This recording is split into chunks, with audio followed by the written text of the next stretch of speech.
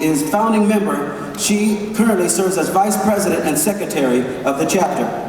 Marilee has participated in the 2010 and 2011 Criminal Justice Society Conference and was a recipient of the Academic Achievement Scholarship. Thanks to her efforts in community service, the Honor Society chapter at FNU was proud recipient of the Community Service Award of the Year 2 years in a row. Marilee's community service involvement extends to working with the mentoring program of the Children of Inmates, anti-bullying movement in Miami-Dade, feeding the homeless at Camila's House, breast cancer awareness, and domestic violence project, among many others. Marilee currently prepares to enter the MBA program at FNU and is preparing to present the next community service effort here with her classmates and working on domestic violence at the next annual Criminal Justice Conference in Dallas, Texas. Without further ado, Ms. Brooks.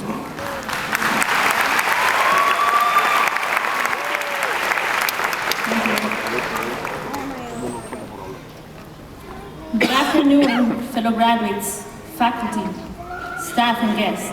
My name is Marilee Orozco, and on behalf of Florida National University, I am thrilled to welcome you to our Fall 2012 commencement ceremony.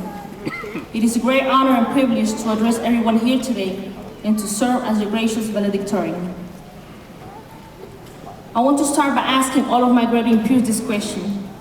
Did you accidentally graduate, or were you meant to be here at this precise moment? I, for one, believe there are no accidents in life. We are all celebrating our academic success together today because we were meant to be here. Congratulations, my fellow classmates. You have officially reached that degree-holding status that many of us might have not believed was possible just a few years ago. Although today's ceremony will eventually come to an end, the education we have received at Florida National University will be with us for a lifetime.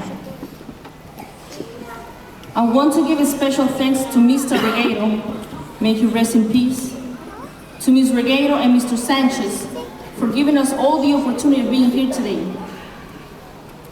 I want to thank my family, especially my mother. Mommy, thank you for always being there for me. Thank you for always supporting and believing in me and for bringing me to this country to realize the American dream. I love you with all my heart and soul. I want to thank professors who have helped me through this journey. Professor Barcena, please stand.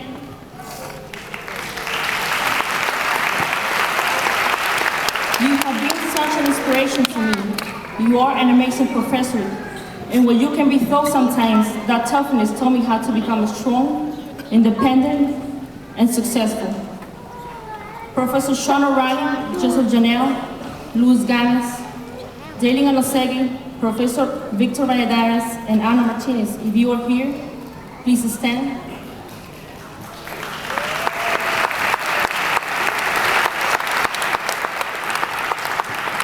Thank you for the dedication you display in the classrooms. I have truly learned a lot from you. Students need more professors like all of you, professors they can truly look up to. Now I want to thank my criminal justice advisor, Ms. Jolene Hernandez, please stand.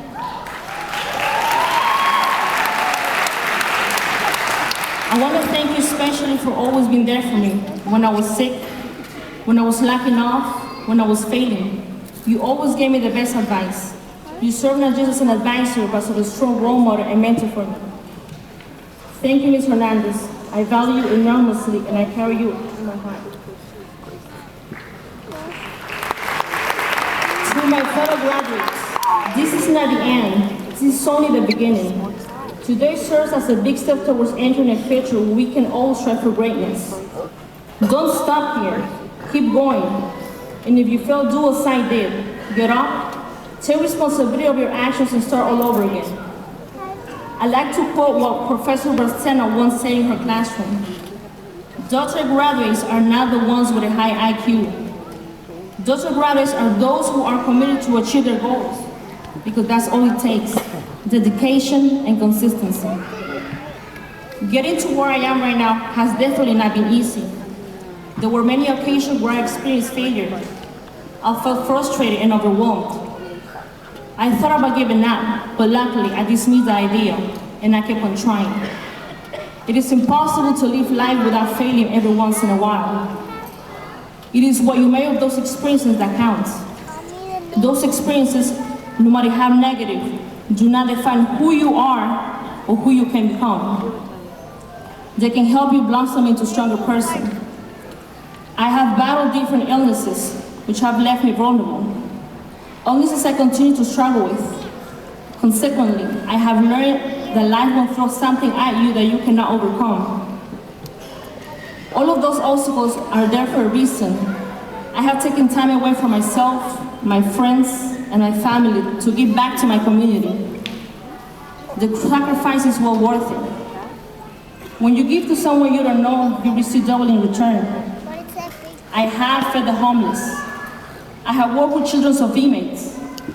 I have worked with the lesbian, gay, bisexual, and transgender community. I have worked with parolees. I have helped clean up parks. I have attended training sessions and conferences both out of states and overseas. All of those experiences have helped me to become who I am now and have helped me to get here today.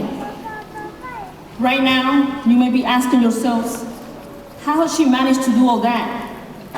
To that I answer, well, it hasn't been easy. It has taken a lot of strict time management, consistency, persistence, and most importantly, a lot of dedication. Having true dedication, the kind that can carry through anything, take much more commitment. So, now that you all know a little about Bounty, I think it's a perfect opportunity for all of us to get to know each other. We all know that life isn't easy, and that we all have a unique set of struggles to cope with. The most important thing to remember is not to let these struggles knock you down. We are all on a journey, and everyone has their own story to tell. So don't ever let anyone make you feel bad about yours. With that being said, I will now ask all of you to join me in facing our stories without fear. Please, rise from your seats and remain standing with confidence if you can relate to any of these struggles. Please stand if you are an immigrant. Come on, don't be shy.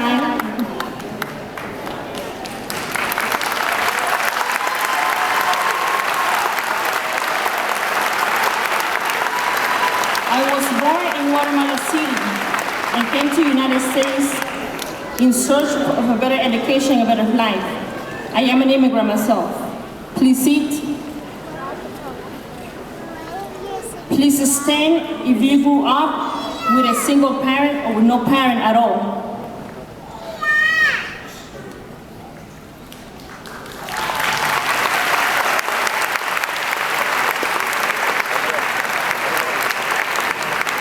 When I was only 2 years old, my mother was forced to immigrate to this country.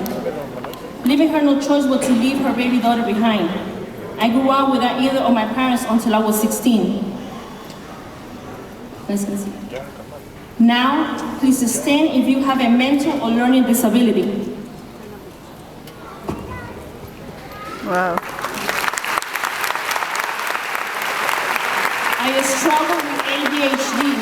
As a result, I tend to be more fidgety than average person, and it's harder for me to maintain fully focus during my studies and extracurricular activities.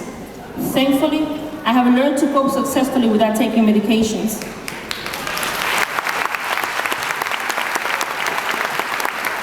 Please stand if you have any medical illnesses. Any medical illnesses?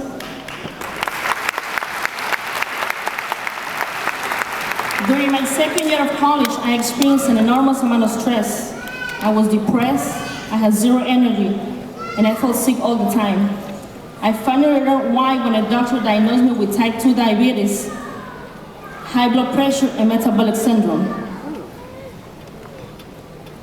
Please stand if you have lost someone close to you.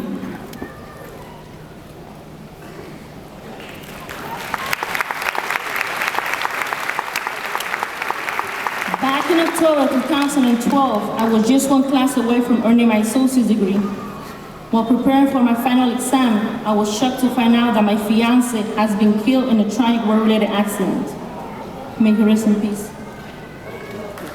Now, to end on a higher note, please Please stand if you have earned a college degree.